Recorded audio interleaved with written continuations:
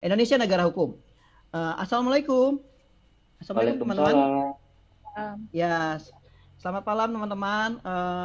Salam, selamat damai sejahtera, terus salam kebajikan, terus namo budaya, terus Om Swastiastu, dan salam sukses dan salam inklusi buat kita semua, dan salam sejahtera lah.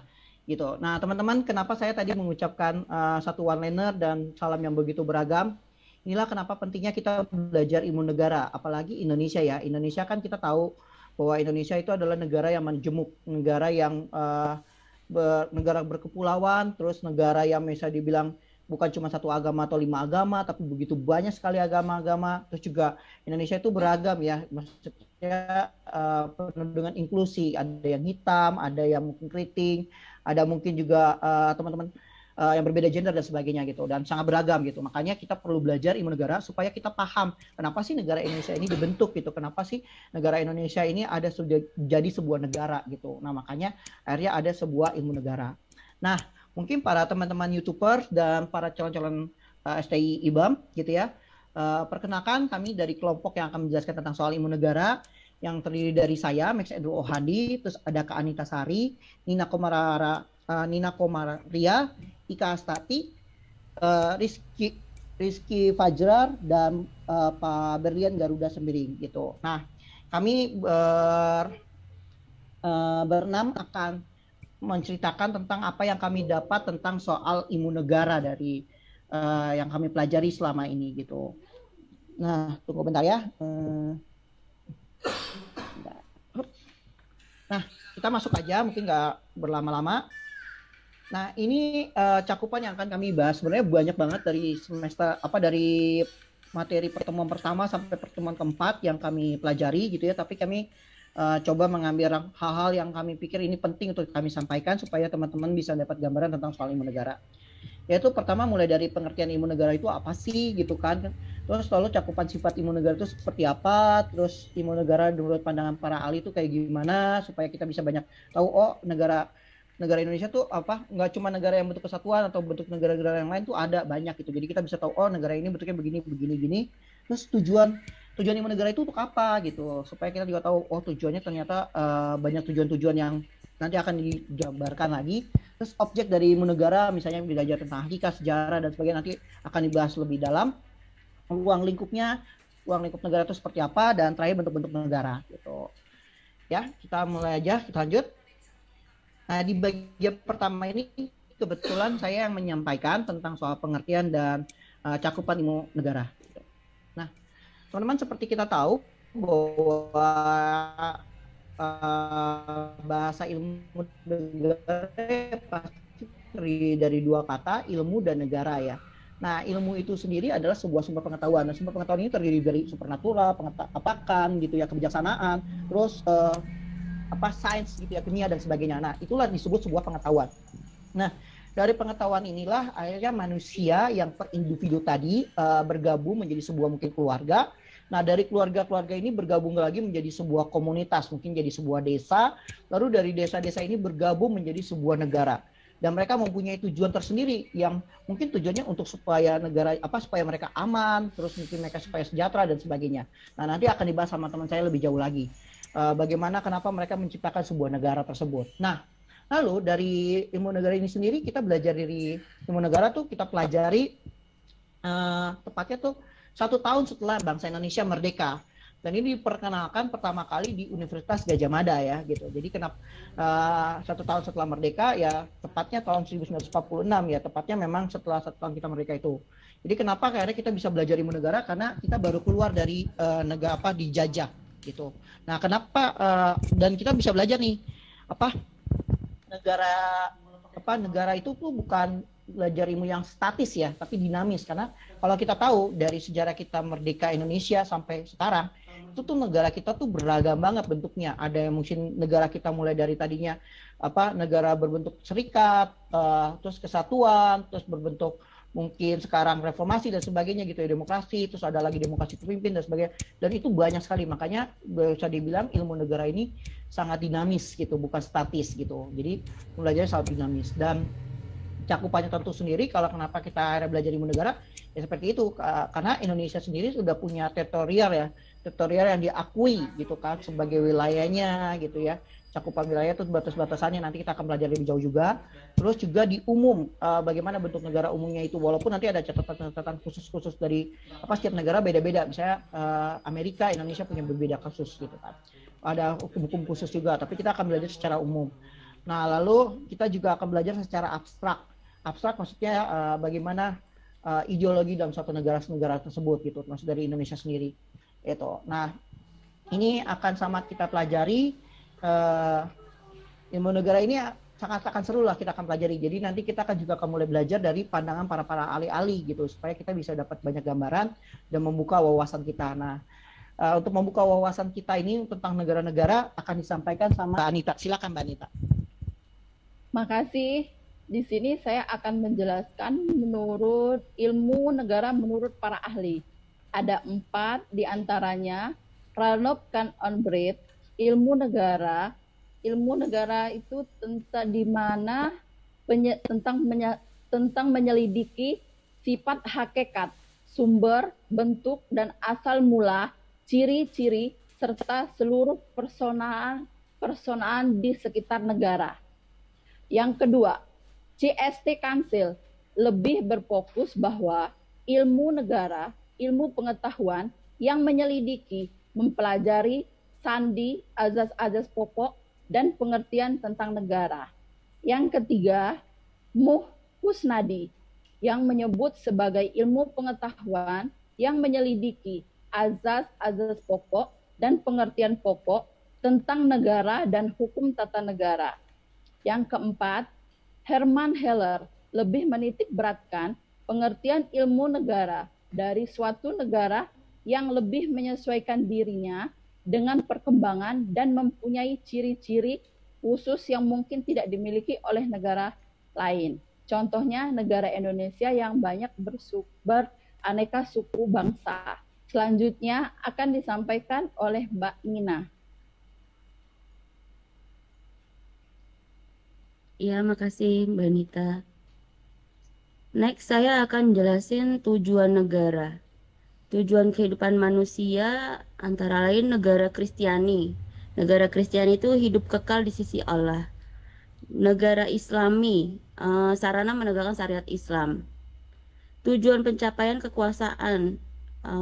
Negara dan rakyat adalah 2 subjek yang berbeda dan bertentangan. Nah, untuk tujuan kemakmuran rakyat ada salus publica supreme lex yang artinya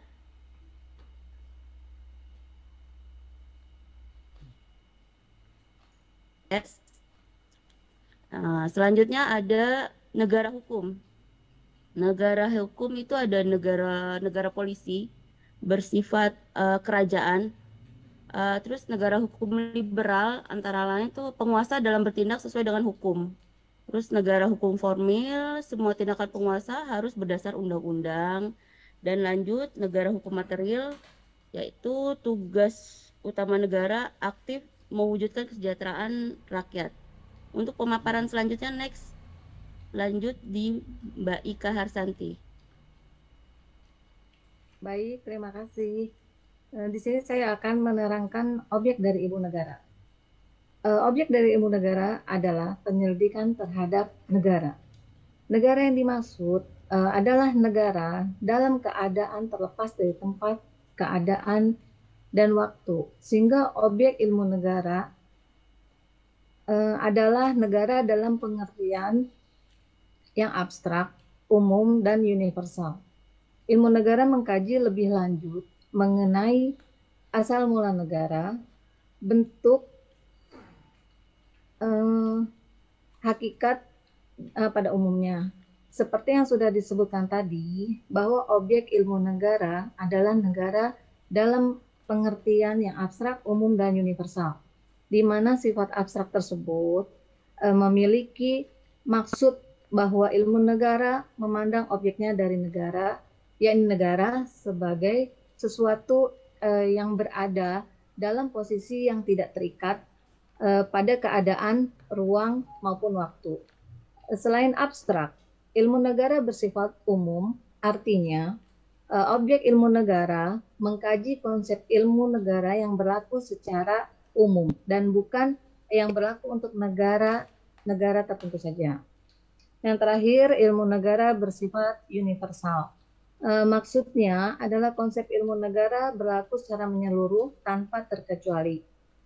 Diketahui bahwa objek dari ilmu negara itu sama dengan objek hukum tata negara dan hukum tata pemerintahan.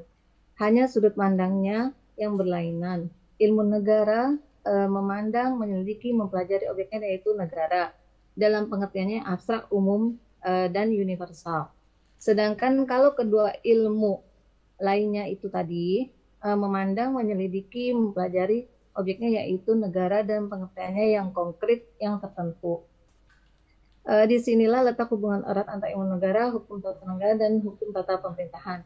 Menurut Azhari, ilmu negara memberikan dasar-dasar teoritis kepada hukum tata negara dan hukum tata pemerintahan. Sehingga hukum tata negara dan hukum tata pemerintahan merupakan konkretisasi teori-teori dalam ilmu negara. Untuk selanjutnya akan dipaparkan oleh teman saya, Rizky Nur Fajar. Dipersilakan. Terima kasih. Terima kasih Mbak Ika atas waktunya. Ya.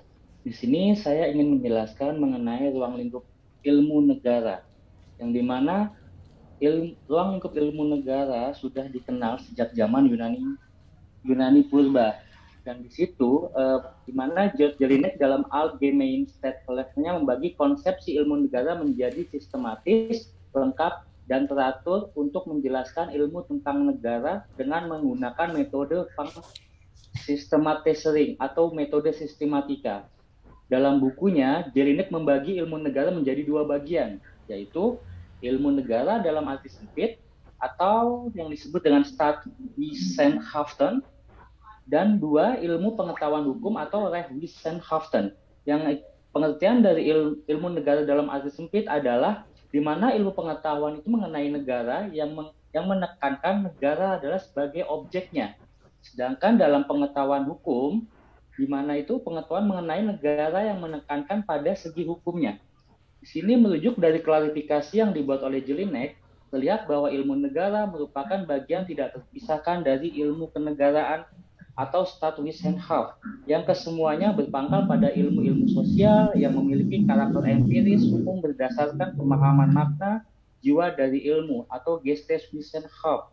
Secara sederhana, tersirat bahwa ilmu negara berpangkal dari filsafat sebagai sumber dari segi ilmu.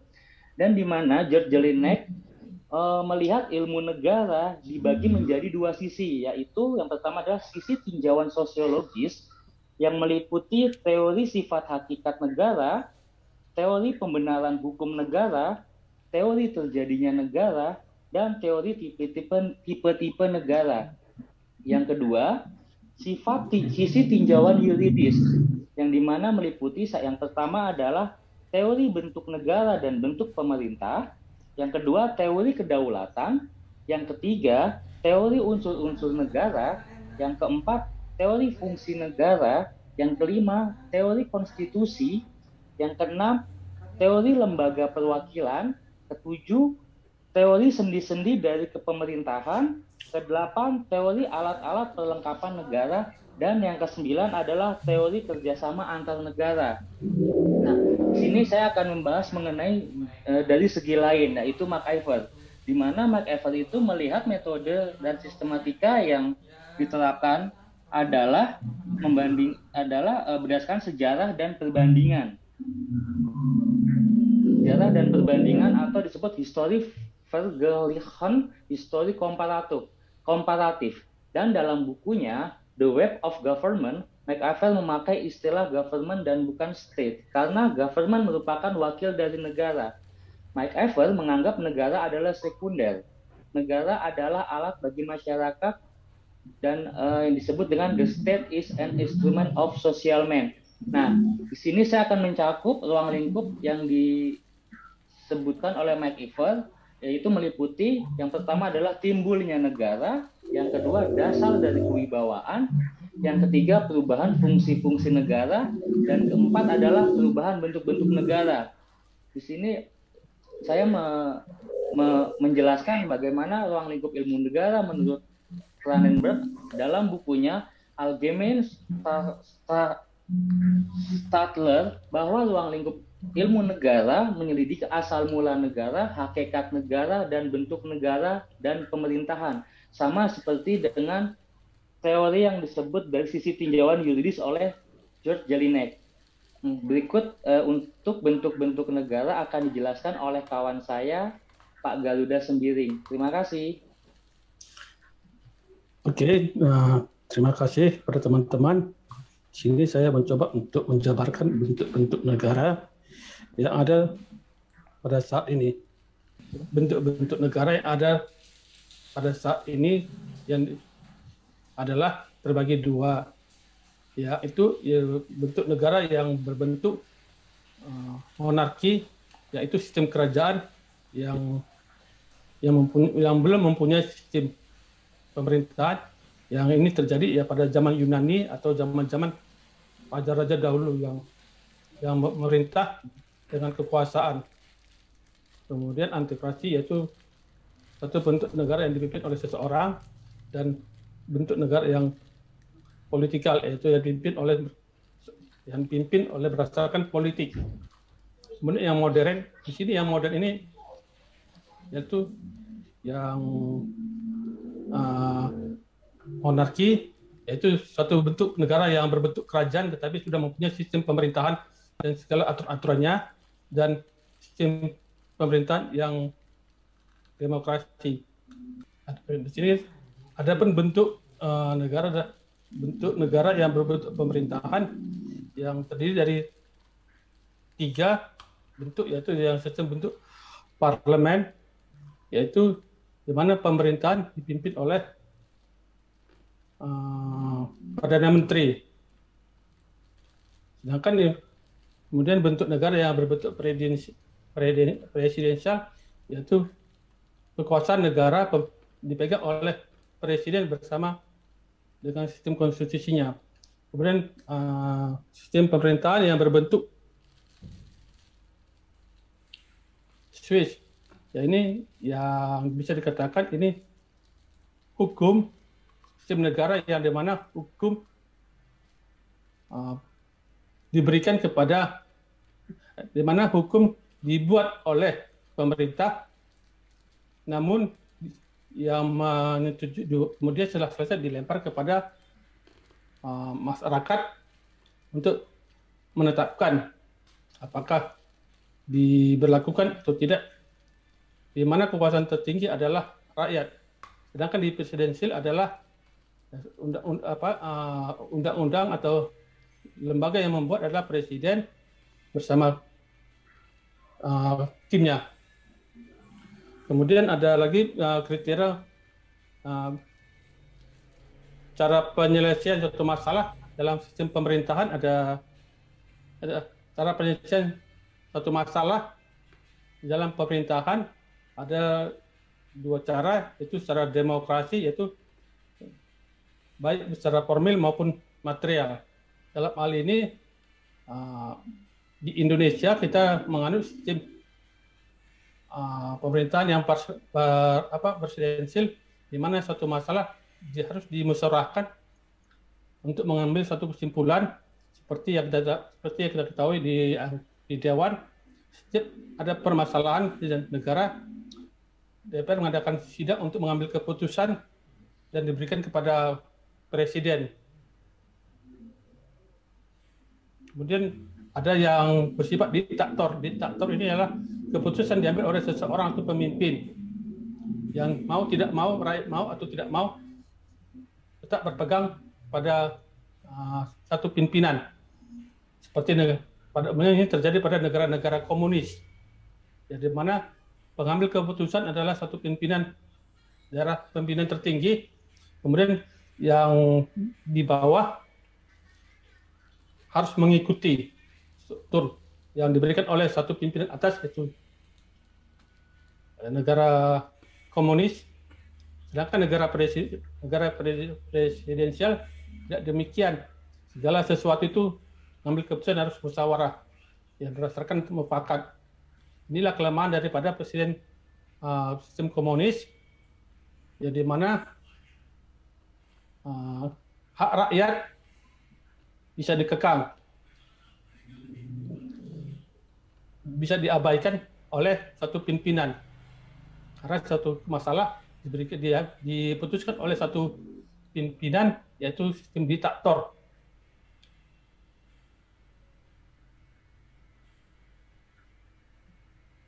Kemudian kelanjutan satu negara atau strong metode itu dapat dibagi, bentuk negara bisa dibagikan menjadi 4, yaitu sistem federal atau kesatuan, sistem konstitusi, sistem kamar perwakilan, dan sistem pemerintahan dan hukum.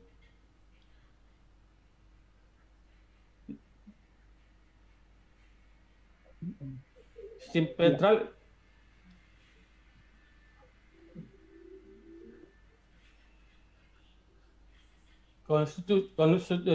federal atau kesatuan adalah itu suatu bentuk negara yang merupakan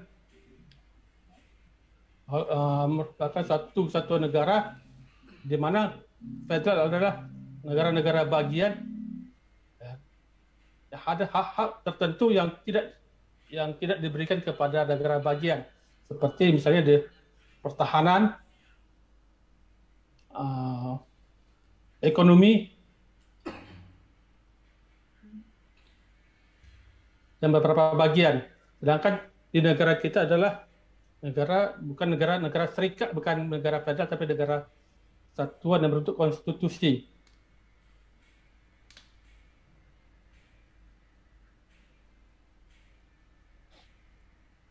Kemudian ada sistem kamar perwakilan, yaitu sistem inilah disebut dengan lembaga-lembaga perwakilan yang mewakili rakyat dalam mengambil keputusan. Seperti yang ada di Indonesia, seperti anggota-anggota dewan, baik yang di pusat, daerah, maupun yang terkecil, di mana rakyat memberikan haknya melalui satu perwakilan yang dalam mengambil keputusan. Anggota dewan sebagai pelempar hak rakyat selalu memberikan atau melindungi atau menyuarakan suara rakyat pada pemerintah dalam mengambil keputusan. Kemudian sistem pemerintah dan hukum. Di sini jelas suatu negara mempunyai aturan norma atau hukum yang mengatur tata kehidupan suatu negara, demikian juga tata kehidupan masyarakat yang bertujuan adalah untuk mensejahterakan atau mensejahterakan ataupun memberikan keseimbangan antara pemerintah, rakyat, kemudian supaya lebih harmonis hubungan timbal balik. Norma-norma masyarakat dalam hal ini pemerintah selalu memfasilitasi segala aturan yang membuat satu aturan sehingga rakyat merasa aman dalam melaksanakan tugasnya, kemudian hak-hak dan kewajibannya juga dilindungi untuk mempertahankan satu negara. Andaikan suatu negara tidak mempunyai hukum dan aturan, semua masyarakat mempunyai hak, dan tanpa aturan atau kebebasan, maka terjadilah perselisihan satu dengan yang lain dan tidak dapat diselesaikan. Masing-masing mempertahankan prinsipnya sehingga tidak ada titik temu. Inilah fungsinya hukum. Hukum yang mengatur etika, sopan santun, tata krama, dan ada sanksi. Sanksi inilah yang membatasi hak seseorang terhadap yang lain. Itu norma. Apabila mereka melanggar norma atau batasan-batasan di luar hak orang lain dan juga membatasi atau melempati hak diri sendiri, akan mengenakan sanksi. Demikianlah dari penjelasan saya. Untuk selanjutnya saya sampaikan kepada moderator. Oke, terima kasih.